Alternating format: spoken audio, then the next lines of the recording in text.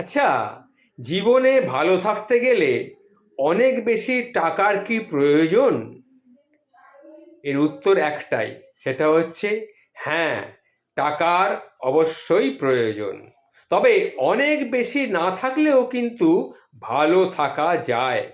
টাকা দিয়ে প্রয়োজন মেটানো যায়, টাকা দিয়ে বিলাসিতা করা যায়, কিন্তু টাকা দিয়ে সুখ কিছুতেই কিন্তু কেনা যায় না।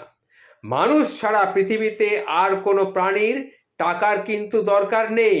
মানুষ যখন তার প্রয়োজনের চেয়ে বেশি আশা করে, তখন সে অসুখী হতে শুরু করে।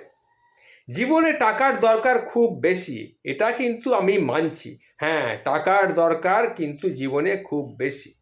টাকা ছাড়া জীবনটা পুরোপুরি অর্থহীন। ন্যূনতম শ্বাস প্রশ্বাসটুকু চালু রাখতেও টাকার প্রয়োজন।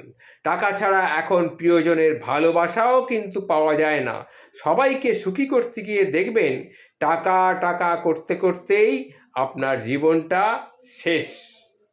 টাকার দরকার আছে, এটি যেমন ঠিক, তেমনি এর সীমাবদ্ধতাও কিন্তু আছে। সীমিত টাকার মধ্যেও কিন্তু ভালো থাকা যায়। জীবনের চাহিদাগুলোকে নিয়ন্ত্রণে রাখতে পারলে টাকার সমস্যা নাও হতে পারে, তবে অনেক বেশি টাকা লাগবেই এই রকম মানসিকতাটা কিন্তু আপনার অতি অবশ্যই পরিহার করা উচিত।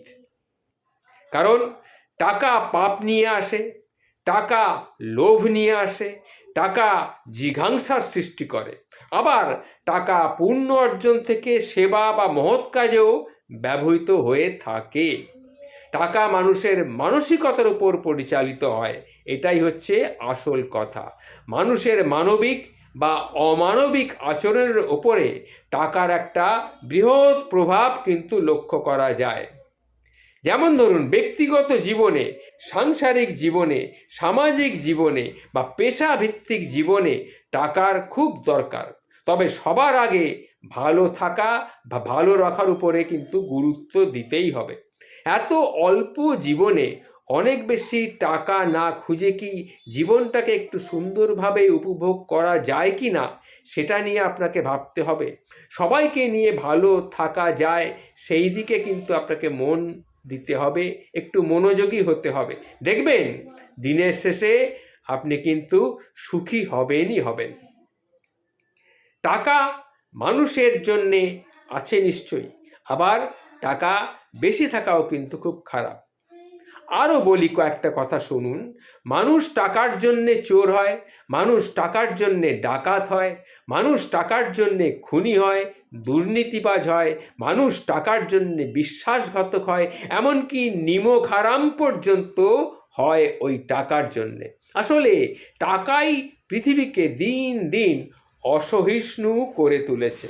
মানুষের অফুরন্ত চাহিদা, আত্মমর্যাদাকে সমুন্নত রাখা কিংবা সবসময় নিজেকে বিজয়ী করার মানসিকতা এবং প্রতিযোগিতাই নষ্ট করছে মানুষের চরিত্র বা অন্তরকে। মানুষ এখন প্রতিযোগী হয়ে গেছে কি করে আরও আরও আরও বেশি টাকা রোজগার করা যায়। এই প্রতিযোগিতায় মানুষ সব সময় মানুষ ঘুরছে, মানুষ নেমে পড়েছে। আর নষ্ট হচ্ছে মানুষের চরিত্র, মানুষের অন্তর, মানুষের হৃদয়। কেউ 100 টাকার জন্যে উপোস করে মরে, আবার কেউ কোটি কোটি টাকার মালিক হয়েও বিশ্ব সেরা দুর্নীতিবাজের তালিকায় নাম লিখিয়েই চলেছে।